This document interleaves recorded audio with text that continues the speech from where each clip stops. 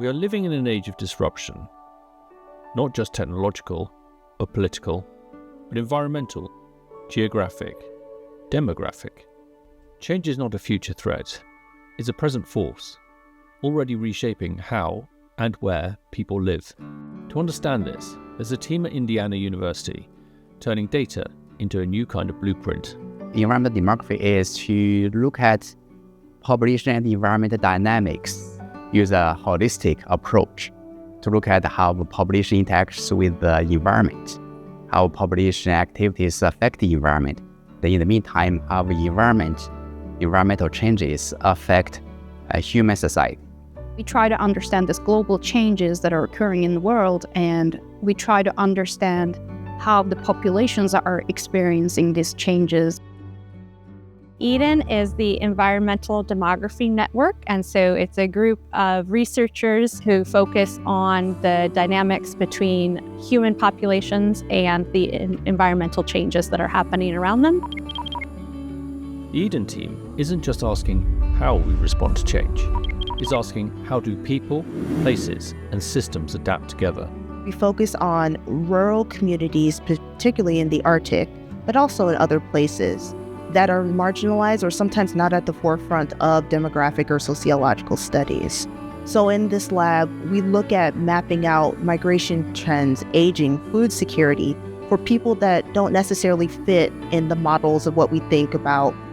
When I started to work in local communities, I feel that I found the answer.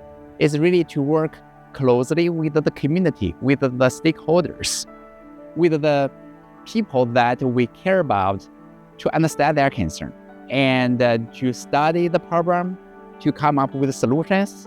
Not in isolation, not as data points, but as a network, fluid, fragile, and deeply human. Starting from the very beginning of the research and asking people, is this a meaningful question for you? It starts from there, and all the research design choices that we make, how we're gonna go about answering these questions, and if our findings are valid and representative of what they were telling us.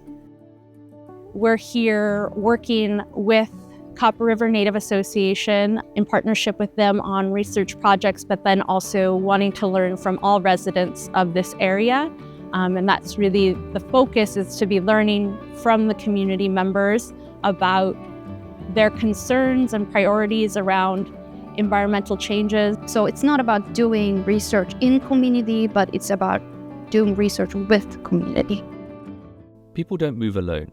They move through systems: water, transport, food, housing. They're held by infrastructure or abandoned by it. And whilst we often treat the built, the natural, and the social as separate, in reality they're inseparable.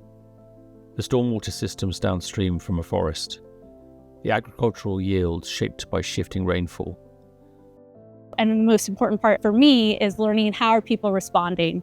How are they reacting to this? What are their plans? How are they making decisions within their family? And what strengths are they calling upon to respond? You break the barriers when you do the research in local communities. So as you break that barrier by building the trust, you work together to deal with the problem that they really care about. But movement isn't chaos, it's a signal. It tells us where resilience is strong and where it's breaking. By tracking migration patterns, mobility networks, and social infrastructure, the team is mapping how environmental pressures translate into human action. It's a mix of satellites and census data, social media and census, tools not just for measuring movement, but for understanding meaning. But as we sit down with them to hear their stories, like we use interviews, and we use a questionnaire to ask about specific questions, that will lead us to a depth understanding of the problem.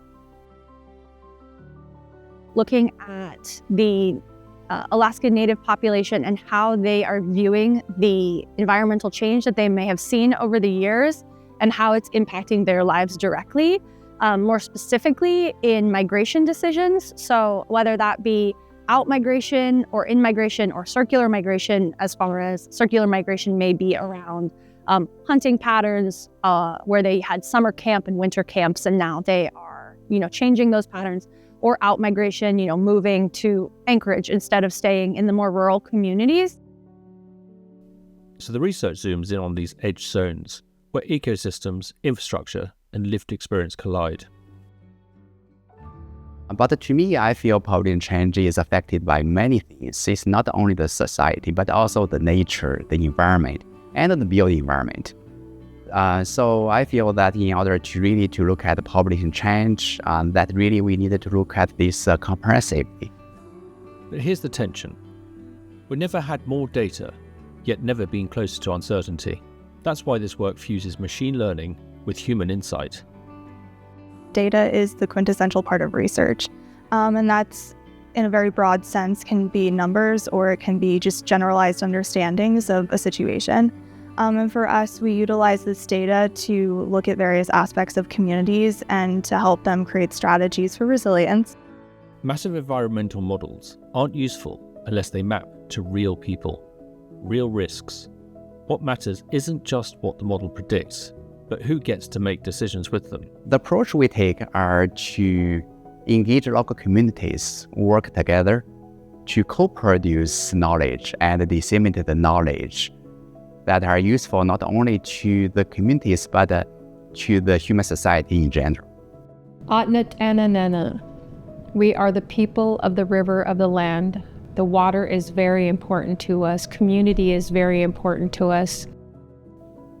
We're engaged in our community. We berry pick, we hunt, we fish, we walk, we travel, we visit each other in different villages around Alaska. We care about what comes into our land and what goes out. And I feel like if we don't do something now, we're going to lose our culture. It starts with everyone. Everyone is responsible. We should accept our responsibility and take it to heart and do what we can do to better our communities, to better our environment, to clean up, and to watch what we do to pollute. This isn't a one-size-fits-all solution.